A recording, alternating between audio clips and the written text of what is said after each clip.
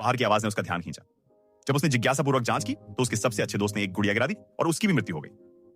फिनबार ने दुखी होकर अपने दोस्त के अंतिम संस्कार में भाग लिया, लेकिन घर जाते समय कुछ शरारती बच्चों ने छोटे आदमी का मजाक उड़ाया।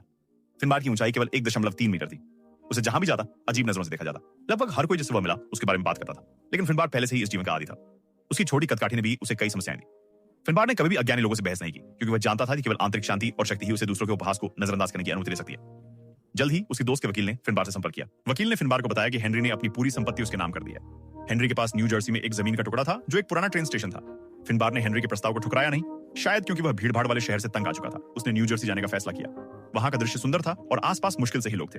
फिनबार रेलवे ट्रैक के साथ स्टेशन तक गया, लेकिन वहां लंबे समय से कोई नहीं था। यह जर्जर दिख रहा था, बिना बिजली या पानी के, लेकिन फिनबार को इससे कोई फर्क नहीं पड़ा। यह जगह बिल्कुल वैसी ही थी जैसा घर उसने हमेशा सपना देखा था। यहाँ तक कि सोफा भी उसके लिए बिल्कुल सही बना हुआ लग रहा था। उसने लंबे समय से इतनी आरामदायक नींद नहीं ली थी।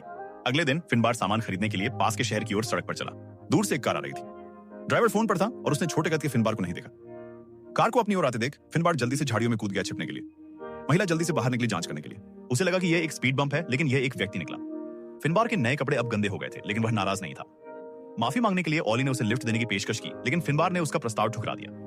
वह लोगों के साथ कोई बातचीत नहीं चाहता था। जैसे ही फिनबार सुपरमार्केट में दाखिल हुआ, दुकान की मालिक उसे बार-बार देख रही थी। शायद उसने अपनी जिंदगी में कभी इतना छोटा व्यक्ति नहीं देखा था, इसलिए उसने कैमरा निकाल लिया। फिनबार की अनुमति के बिना उसने एक तस्वीर खींच ली। फिनबार को कोई आपत्ति नहीं थी। उसने भुगतान किया और तुरंत निकल गया, लेकिन उसे उम्मीद नहीं थी कि वह कार फिर से सड़क पर मिलेगी। उसी समय ओली ने गलती से बहुत गर्म कॉफी गिरा दी। उसकी कार फिर से नियंत्रण से बाहर हो गई। सौभाग्य से फिनबार समय पर बच गया और घायल नहीं हुआ, लेकिन दुर्घटनाओं की श्रृंखला ने फिनबार को बहुत बुरा महसूस कराया।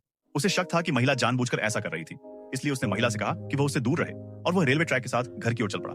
फिनबार अकेले रहना पसंद करता था। उसके आसपास कोई शोरगुल वाली भीड़ नहीं थी, लेकिन किसी तरह एक लड़की उसके पीछे आ गई।